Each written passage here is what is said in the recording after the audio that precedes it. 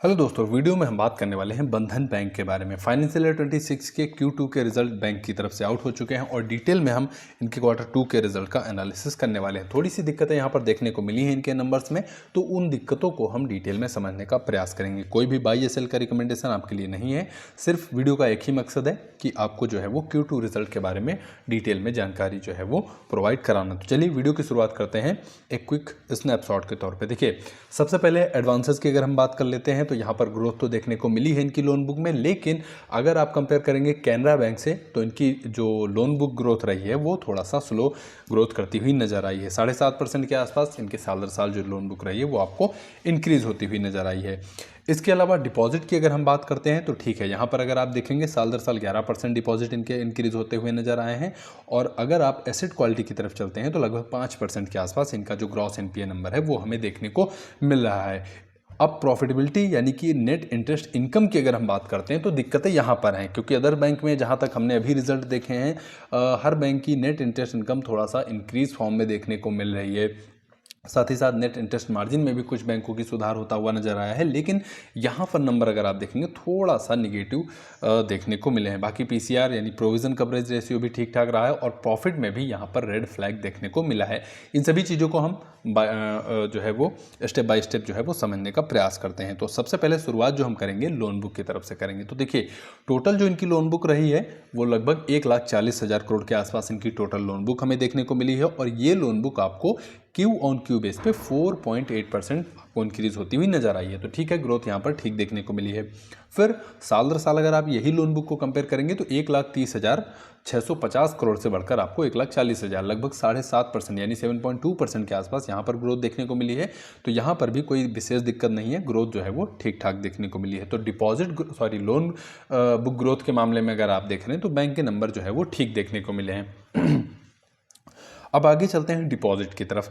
अब डिपॉजिट की अगर हम बात करते हैं तो यहाँ पर ग्रोथ जो रही है वो लोन बुक से ज़्यादा बेहतर ग्रोथ देखने को मिली है, क्योंकि साल दर साल अगर आप देखेंगे इनके डिपॉजिट का नंबर जो है वो लगभग 11% के आसपास आपको इंक्रीज होता हुआ नजर आया। टोटल डिपॉजिट बुक आप देखेंगे तो 1,58,000 करोड़ के आसपास इनकी टोटल जो है वो डिपॉजिट बुक देखने को मिली है, जिसमें ग्रोथ Q 2.2% की हमें देखने को मिली है। तो यहाँ पर भी कोई खास निगेटिव नंबर्स हमें देखने को नहीं मिले हैं, ठीक ठाक यहाँ पर देखने को मिले हैं।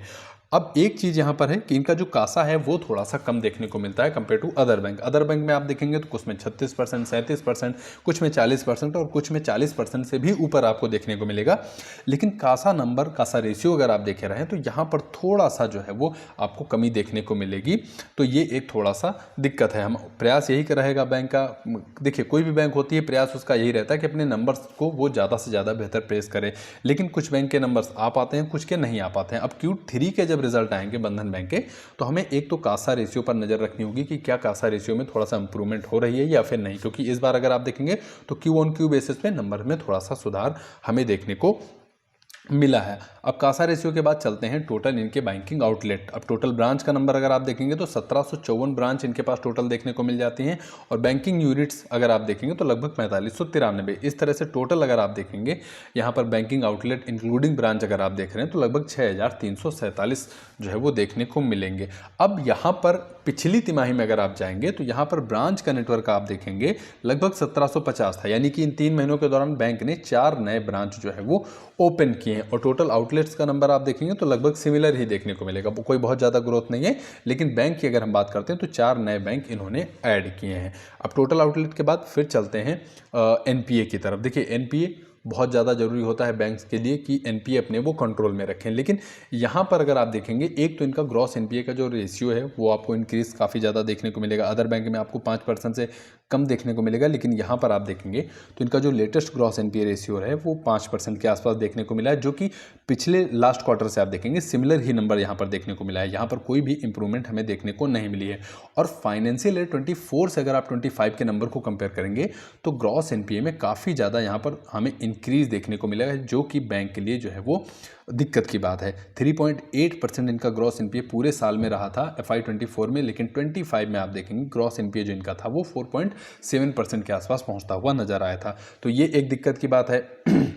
और अभी आप देखेंगे तो इनका 5% के आसपास ग्रॉस एनपीए चल रहा है। टोटल अमाउंट अगर आप देखेंगे तो 6,620 करोड़ का इनका जो अमाउंट है वो आपको रिकवरी में देखने को मिलेगा। दिक्कतें आ रही हैं। नेट एनपीए की अगर हम बात कर लेते हैं तो 1,840 करोड़ के आसपास इनका जो नेट एनपीए अमाउंट हमें देखने को मिल रहा है। बाकी प्रोविजन की अगर हम बात करते हैं तो 5,170 करोड़ के आसपास बैंक की प्रोविजनिंग हमें देखने को मिल जाती है। तो थोड़ा सा दिक्कत अगर आप देखेंगे वो है इनका ग्रॉस एनपीए नंबर, क्योंकि वो आपको थोड़ा सा ज़्यादा देखने को मिलेगा। और नेट एनपीए अगर आप देखेंगे तो वो भी लगभग सिमिलर ही देखने को मिलेगा। तो एक रेड फ्लैग हमें ये देखने को मिला है कि बैंक के एसेट क्वालिटी में कोई भी सुधार होता हुआ नजर नहीं आया है। और पिछली तिमाही से आप देखेंगे तो परसेंटेज वाइज आप देखेंगे ग्रॉस एनपीए उतना ही, लेकिन नंबर्स में जब आप जाएंगे डिटेल में तब आपको यहाँ पर इंप्रूवमेंट देखने को मिल जाएंगी। तो ये एक थोड़ा सा रेड फ्लैग है। हम उम्मीद करेंगे कि Q3 पे बैंक इस पे काम करके अपने नंबर्स को थोड़ा सा बेहतर करने का प्रयास करे।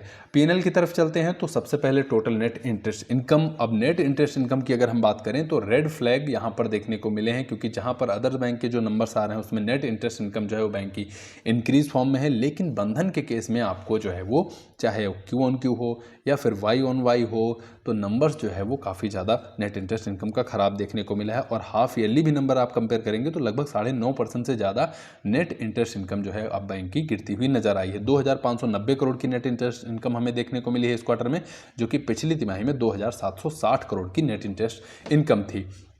तो दिक्कत अगर आप देखेंगे तो यहाँ पर है। इसके अलावा प्रॉफिट की तरफ चलते हैं तो सबसे बड़ी दिक्कत अगर आप देखेंगे तो प्रॉफिट में है, क्योंकि प्रॉफिट बैंक के आप देखेंगे अच्छे खासे गिरते हुए नजर आए। Q-on-Q लगभग 70% बैंक का प्रॉफिट डाउन हुआ है और Y-on-Y बेस पे आप देखेंगे तो लगभग 88% जो है वो प्रॉफिट इनका डाउन होता हुआ नजर आया है। और FY25 का अगर फर्स्ट हाफ आप देख रहे हैं तो वहाँ से भी नंबर आपको और ख़राब देखने को मिलेंगे, क्योंकि हाफ ईयरली बेस पे आप देखेंगे तो लगभग 75% के आसपास इनका जो प्रॉफिट है वो गिरा है। तो बैंक के नंबर्स अगर आप कह लीजिए एक तरह से काफ़ी ज़्यादा खराब हमें देखने को मिले हैं और निगेटिव ही रिजल्ट यहाँ पर देखने को मिला है। प्रॉफिट की बात कर लेते हैं तो लगभग 110 करोड़ का प्रॉफिट हमें लेटेस्ट में देखने को मिला है, जो कि पिछली तिमाही में आप देखेंगे 370 करोड़ था।